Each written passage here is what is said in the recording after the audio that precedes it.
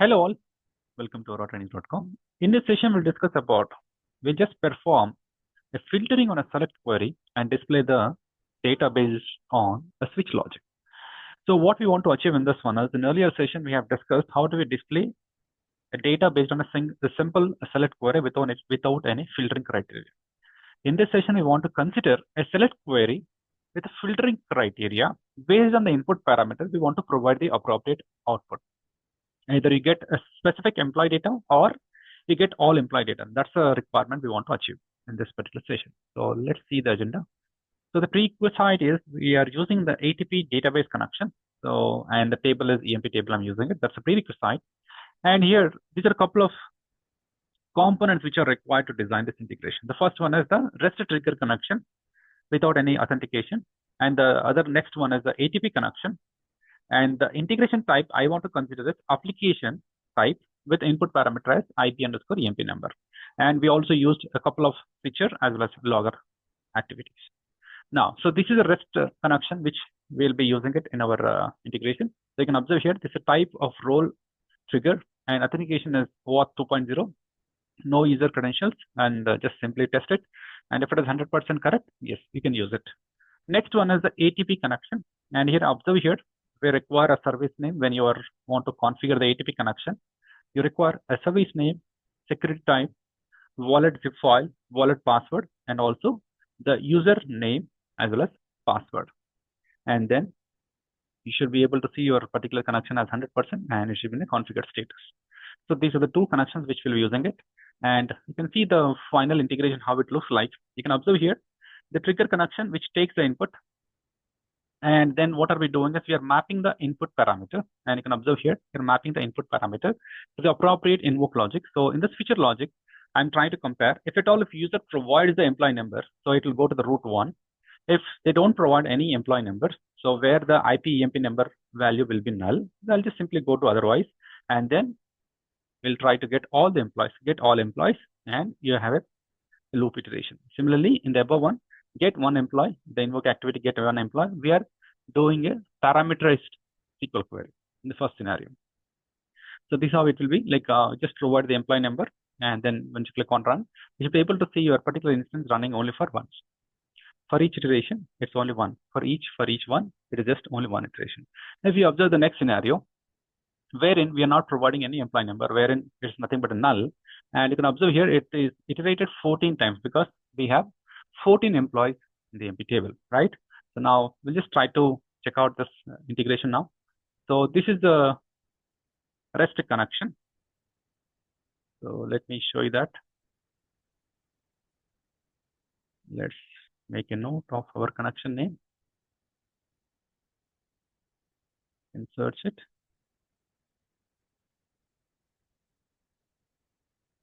REST connection OIC, and if you observe the properties of this one, role type is trigger and OAuth public gateway. That's it.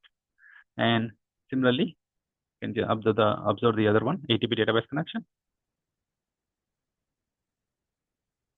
This is the one, and role type is trigger as well as invoke. And make sure that you mention the optional parameter service name, security, wallet password, username password. And if the configuration is 100%, yes, it is good to use. Okay. Now I'll just show you the integration, what we have done. Get employee information, this is the one. And here we have the initial trigger connection, then mapping, we have a switcher, and in the switcher we have, the DP connection, and we are performing loop. And then in the loop, you can observe here, we have a logger. Similarly, in the below one also, you should be able to see a for loop and logger.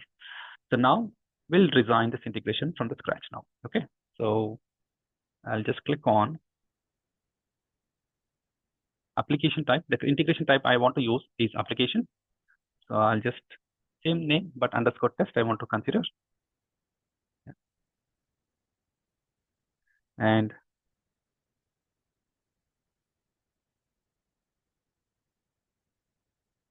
so REST connection OIC. This is our trigger connection.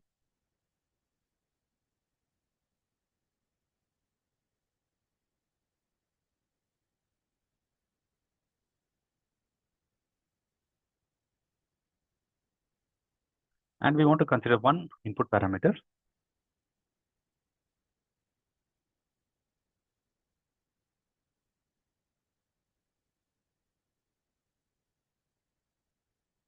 Relative endpoint.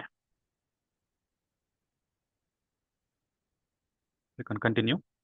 Add the parameter and make sure the type is integer. IP underscore EMP number.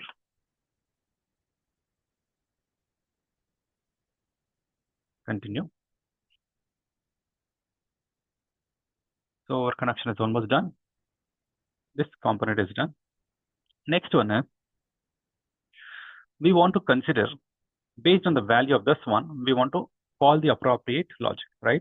So I'll just design a switcher logic now. So you can observe here what we have done. After mapping, we want to design a switch one, and then you have two routes, right? So just click on action, or you can just see the above switch.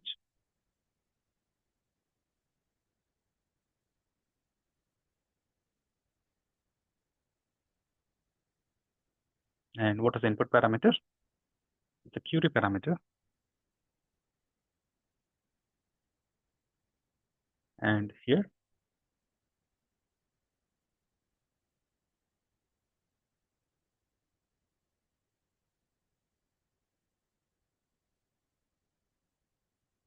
so this is what we want to achieve, but that's not correct. So let's try this here. You need to add, you just need to add here, add the root is equal to root. And here query parameter greater than 0. This is the first switching activity. Okay, the first one got added up, right? So I'll make it this one as, or else I'll just delete this one. Yeah. We don't need to define here, right? Let me redesign once, okay? So I'll just delete here. Click on switcher.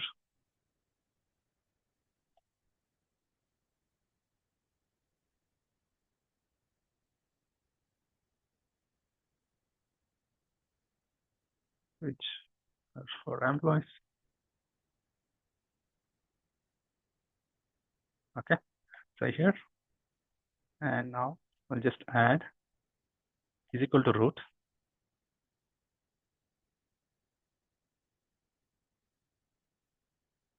And here, value greater than 0. And you can mention the root name, EMP number greater than 0. So this will help out to understand what we have written the logic inside. Okay, so this root one, I'll make this one as, okay, we can't make it as otherwise, right? I'll just make add otherwise root. So we got the otherwise root now. So we don't need this first one. Okay, so we are fine now. So we have in the switcher, we have only two conditions, either EMP number greater than 0 or otherwise condition. Then what we want to consider is, so whenever you mention the EMP number greater than 0, so the expectation is that you want to provide the employee number as an input. Okay, so now, so here we'll just consider this connection, ATP connection OT. Just search that, this ATP database connection. And here we want to provide get all employee data from ATP, right? And this is a simple SQL statement. And based on the input parameter, let me try if I can get this. Okay, I'll write the query here. Select EMP number, ename, job cell, where EMP number is equal to. Here, we want to pass the input parameter, PEMP, EMP, NO. So this is a bind parameter to the query. So this is a bind parameter to the query.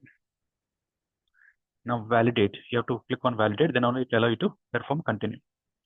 Once you click on, yeah, what is the mistake? Yeah, it is EMP NO. EMP NO. So this helps us to validate the query before design the remaining properties.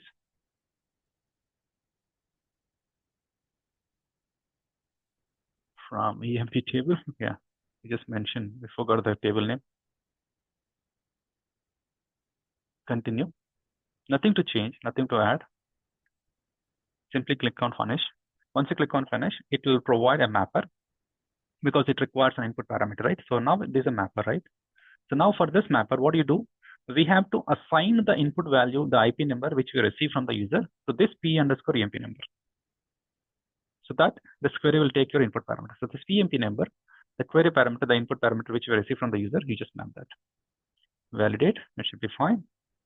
You're good now. So similarly, the next connection, it is almost simple. It's just we have to use ATP connection OT. So here we want to get all the employees, right?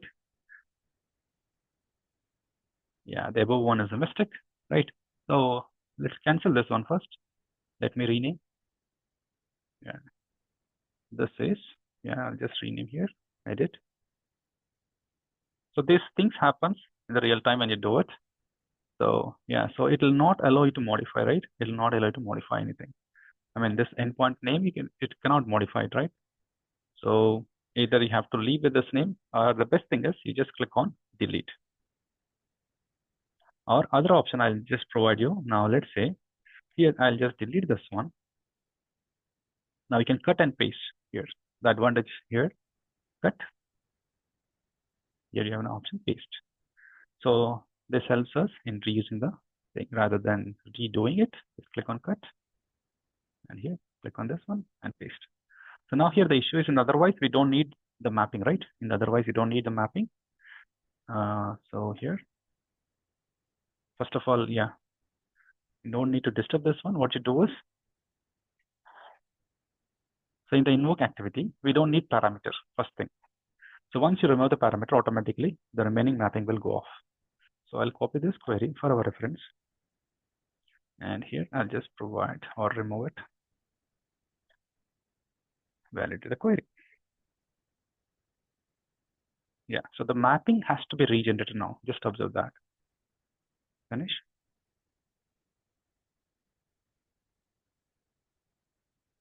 Yeah, so you can observe here, it says that, like I can't find any mapping or something.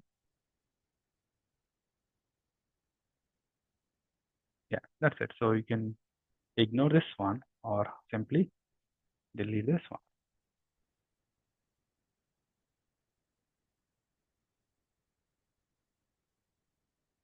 Right? So I just deleted. Now this mapping should be fine.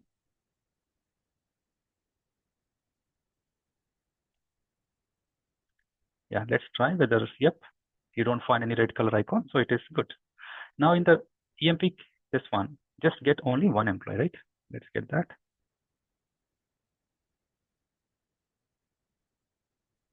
ATP connection OT, get one employee.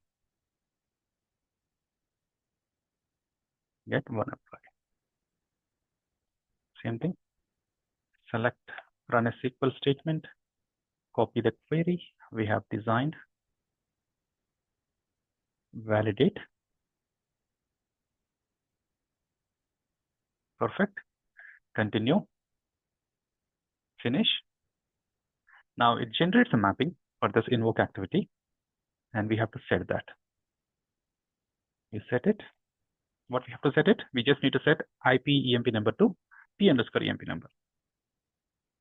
Query parameters. This is the input parameter which we receive from input user. And this P_EMP, which is the right side, this is a bind parameter to the SQL query. Click on validate. Go back. Yeah, so almost done, but yeah, we want to iterate the content, right? So we are listing, we are connecting to ATP and all, it's fine. But how do you get the data? You want to display it. So we'll just need a for loop. Click here, click on the for each.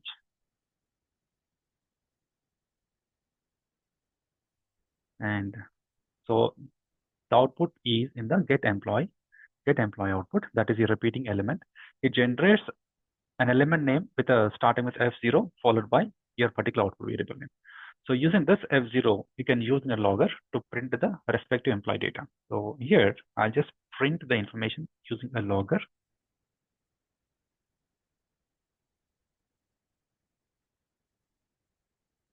F0, get employee output, expand this one. I want to print only ename, that's it. A similar functionality, we want to do it for the next activity also. Here, for each,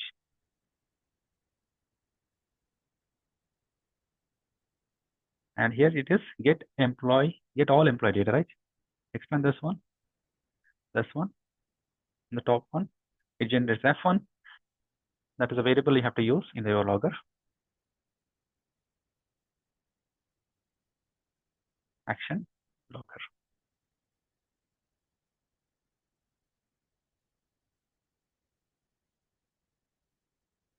F1, expand, and I want to display only employee name.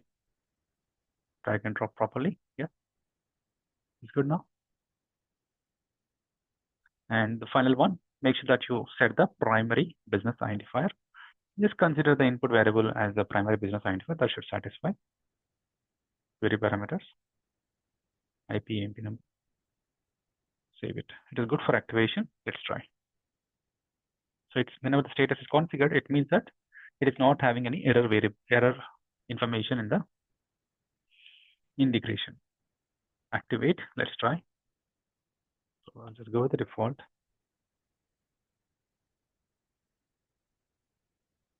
Refresh. Good. Click on run. Now I'll try to provide some AMP number 7369. Click on run.